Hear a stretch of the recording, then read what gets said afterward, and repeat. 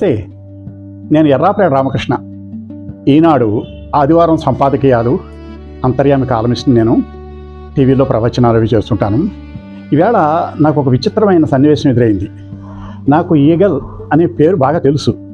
ఎందుకనంటే పత్రికల్లో చాలా ప్రాచుర్యం పొందిన పేరు అది ఈ మధ్యన. ఎందుకంటే గంజాయి రవాణాని సమర్థవంతంగా అరికట్టడంలో, అలాగే నిరోధించడంలో ఎంతో చురుగ్గా వ్యవహరిస్తున్న ఒక సంస్థ ఈరోజు నా దగ్గరికి వచ్చి, ఏమంటే దీని గురించి కొంచెం మీ అభిప్రాయం చెప్పండి అని అడగడం నాకు ఆశ్చర్యం కలిగించింది.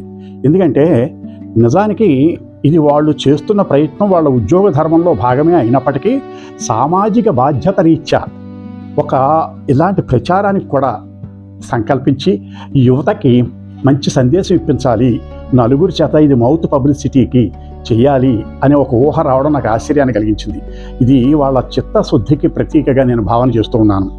ఇక మనం ఈ మధ్యన బాగా పేటరేగిపోతున్న మాదక ద్రవ్యాల రవాణా గురించి కానీ, ముఖ్యంగా గంజాయి గురించి కానీ మనం చర్చించుకున్నట్లయితే అది ఈవేళ టీనేజ్లోనే ప్రారంభం అయిపోతున్న ఒక భయంకరమైన వ్యసనం.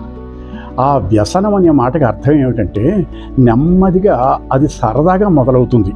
సరదాగా మొదలై అది లోబరుచుకున్న తర్వాత దాన్ని విడిచిపెట్టలేని స్థితి వస్తుంది.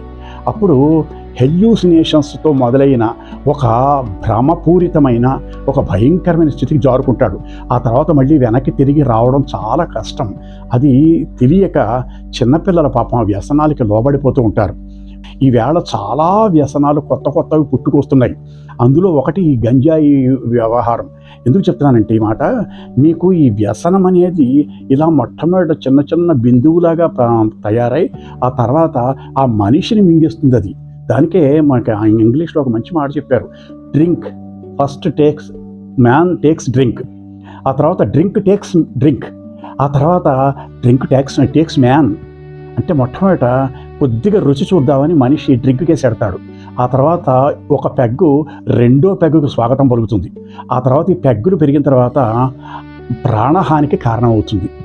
అంటే నెమ్మదిగా సరదాగా మొదలైంది ఇది ఎంత దూరం వెళుతుందో ఇది మీకు చాలా ప్రమాదకరమైన వ్యసనం. ఇది పిల్లలు తెలియక ఈ ఊబిలో కూరుకుపోతున్నారు.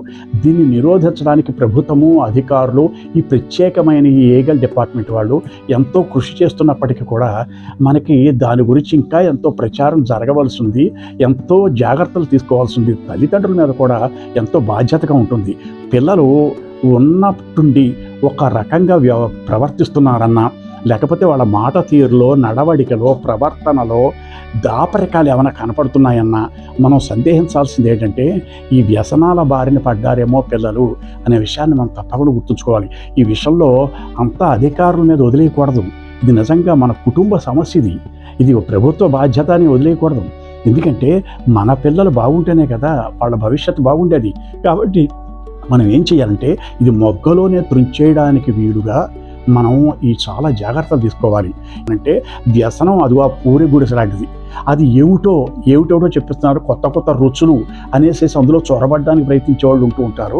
ఇది ఇప్పటికే అది మరిగి ఆ వ్యసనానికి లోబడి కాస్త వివేకంతో బయటపడడానికి ప్రయత్నించే వాళ్ళు ఉంటారు. ఇప్పుడు ఆ బయటపడే వాళ్ళకి, లోపలికి చొరబడే వాళ్ళకి మధ్యలో ఈగల్ సంస్థ నిలబడి వాళ్ళకేమో ఆ వివేకం కలిగించడానికి, వాళ్ళకి ప్రమాదం గురించి హెచ్చరించడానికి, వీళ్ళకి యువతల వాడికి కూడా నచ్చ చెప్పడానికి ప్రయత్నం చేస్తోంది. అందులో భాగంగా ఈవేళ సామాజిక పరంగా పౌరుల్ని కూడా ఇందులో ఇన్వాల్వ్ చేస్తూ, అయ్యా 4 మంచి మొక్కలు చెప్పండి, యూత్కి ఏదైనా కాస్త సందేశం ఇవ్వండి అని అడగడం నిజంగా అభినందనీయమైన విషయం.